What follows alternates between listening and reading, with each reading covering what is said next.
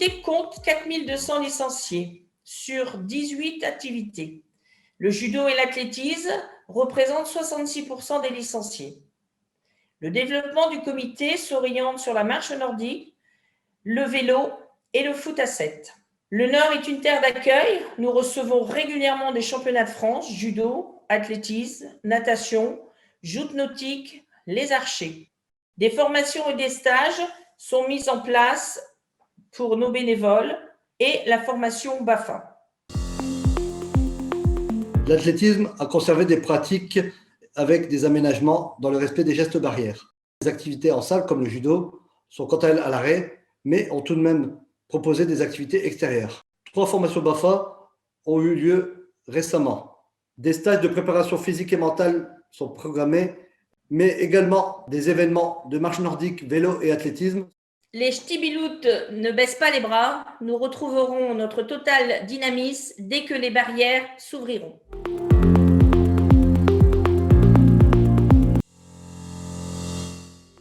Si le football auto-arbitré à 7 est l'activité la plus importante à la FSGT, elle est aussi une des plus innovantes. Imaginée pour la première fois au lendemain de mai 68, dans les comités de l'Ardèche et de Seine-Saint-Denis, cette discipline se pratique avec 7 joueurs sur un demi-terrain de football à 11 et propose une règle bien particulière, l'auto-arbitrage. Ici, pas d'hommes ou de femmes en noir, les joueurs sont responsables et décident entre eux de l'issue d'éventuels litiges. Pour faciliter sa mise en place et le jeu, d'autres règles spécifiques ont été instaurées. Les touches se font au pied, il n'y a pas de hors-jeu et les tacles sont interdits. Et ça marche! Chaque saison, le nombre d'amateurs de football auto-arbitré à 7 monte à près de 30 000. Des coupes et des championnats départementaux sont organisés dans plusieurs dizaines de comités et ceux-ci se déroulent toujours dans un bon esprit. Si la pratique est quasi exclusivement masculine, les femmes commencent enfin à s'y faire une place. À Paris par exemple, un championnat mixte avec parité obligatoire sur le terrain a ainsi été lancé et le nombre d'équipes engagées progresse tous les ans.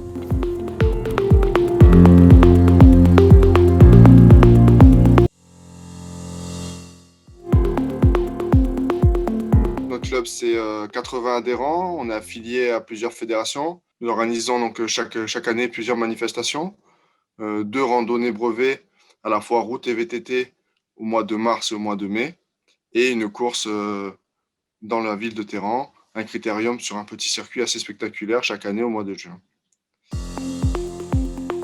On continue à s'entraîner depuis la fin du deuxième confinement par groupe de 6 avec port du masque au départ et à l'arrivée de chaque sortie. On a lancé après en début janvier 2021 avec le soutien de la FSGT 34 un challenge Zwift qui est un logiciel connecté sur Home Trainer et qui a permis à tous les cyclistes compétiteurs et autres de l'Hérault et de la région Occitanie de participer à des petites courses en ligne.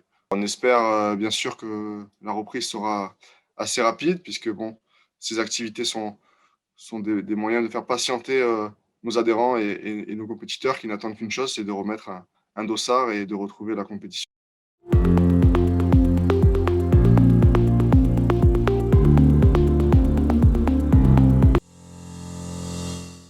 Il y a quelques saisons, l'espace fédéral éducation à la santé pour toutes et tous a créé le livret Magime au quotidien à destination des seniors.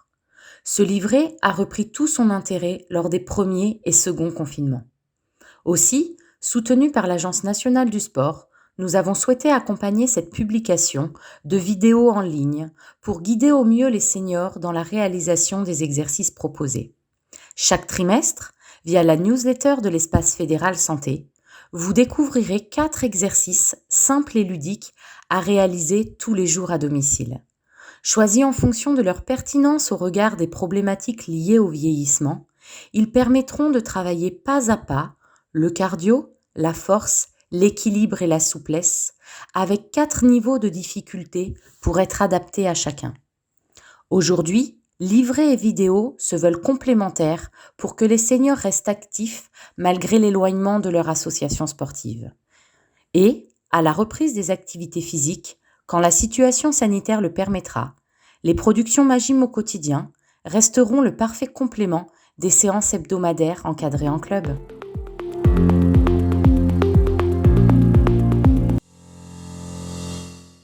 De tout temps, migrants et migrantes sont venus enrichir la vie de nos clubs, forts de leurs engagements sportifs et militants.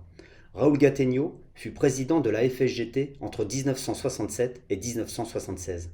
Adhérent d'un club de la Fédération sportive du travail à 15 ans, il a 25 ans lorsqu'il participe, en 1934, au congrès constitutif de la FSGT.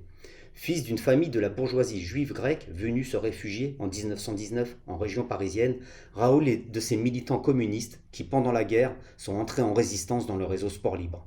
Carmen Crespo, son fusil et son casque. Cette jeune immigrée espagnole était à Paris une basketteuse travailliste émérite. Après s'être rendue à l'Olympiade populaire de Barcelone, avortée par le coup d'État de Franco à l'été 1936, elle est revenue dans sa patrie d'origine, aux côtés des anarchistes, lutter contre le fascisme.